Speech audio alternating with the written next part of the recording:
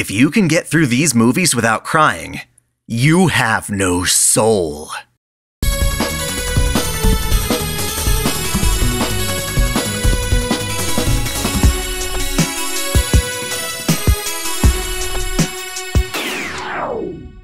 Welcome back to OtakuDaiKun.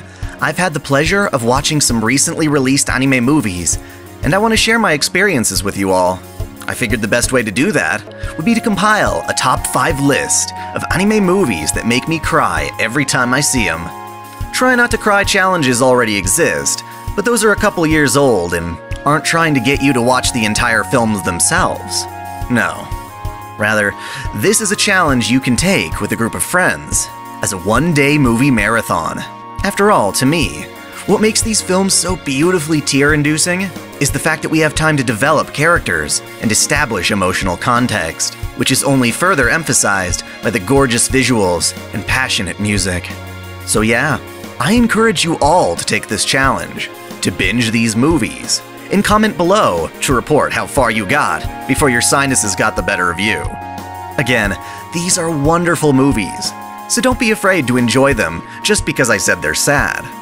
Also, this video is spoiler-free, and I'll only be describing the premise of each film.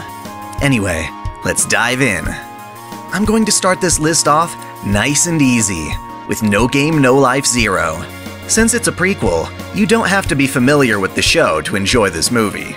In the fantastical world of Disboard, humans struggle on the losing end of a war between various powerful races vying for supremacy. Riku is a human who has survived in the wake of losing loved ones and allies in battle, and is almost driven to the point of losing his humanity altogether. His life changes when he encounters Shuvi, a girl from the Ex Machina race who is somehow split off from her hive mind, and thus does not attack humans. The two learn about each other, and find love within their hellish world, using that as strength to turn the tides of war. It's equal parts intense, hilarious, and heartfelt. While it's the lowest on this list, that doesn't mean it's not going to defeat you by the time you reach the credits. If anything, the ending song might just be what gets you the most. Stepping up in difficulty, we've got Maquia, known in Japanese as Sayonara no asa ni yakusoku no hana o kazaoru, which is so ridiculous to say that Japanese audiences just call it Soyo Asa. It's set in a fantasy world in which the people of Eorf live extremely long lives, secluded from humanity. Maquia, one of the youngest of her kind, is forcibly swept from her homeland and forced to wander the realm of man. She comes upon a crying baby boy, clasped tightly in the hands of his murdered mother. While she's told to just leave the baby, Maquia decides to take in the boy and raise him herself, despite having no experience as a mother whatsoever.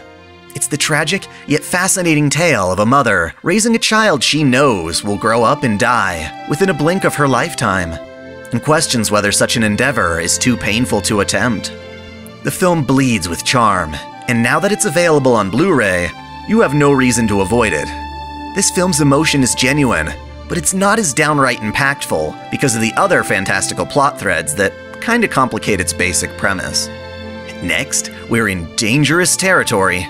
You simply cannot endure these films without crying. We've got another film with a ridiculous title, Anohana Hana no namae wa bokutachi mada shiranai, more easily named Anohana, the flower we saw that day. In it, a group of childhood friends are forever changed when their youngest, Menma, accidentally drowns in a river and dies. Years later, one of the group, Jinta, starts seeing Menma hanging around him like an adorable ghost. No one else can see or hear her, but he's convinced she's real. This prompts him to get the old gang back together, confronting their memories of Menma's death and joining up to help Menma's spirit pass on properly. The movie is actually a compilation film from the 11-episode series, so either one is a great watch. The movie, however, is more bingeable and no less dramatic. If you can survive the moment the ending song, Secret Base, plays as an insert track, you might just survive this challenge, you heartless demon. Next is a more recent title, Koi no Katachi, known also as a silent voice. It's the story of a young man, Shoya, who is tormented after being outed as a bully in elementary school. After a failed suicide attempt, he winds up reuniting with Shoko, the deaf girl he relentlessly bullied as a child. From then on, he makes it his goal to befriend Shoko and move forward despite their troubled past. Through Shoko's kindness and the friendships he gathers around her, he learns how to accept others and embrace the world once more.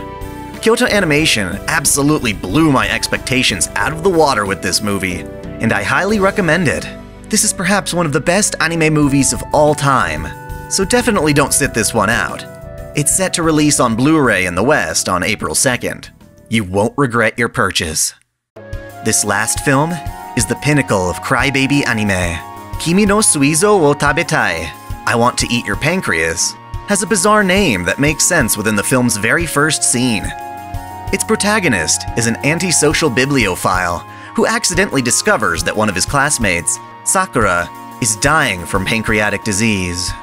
While she seems perfectly healthy on the outside, she is painfully aware that any year now she's likely going to die without much warning. Still, she hides the truth from all her friends, but now that one of her classmates has learned the truth, she decides to drag him along as she completes her bucket list. The film is constantly toying with your emotions, leading to one of the most emotionally packed conclusions in all of anime. It recently played in theaters courtesy of Fathom Events, and I look forward to it being brought to the entire world on home video in the near future.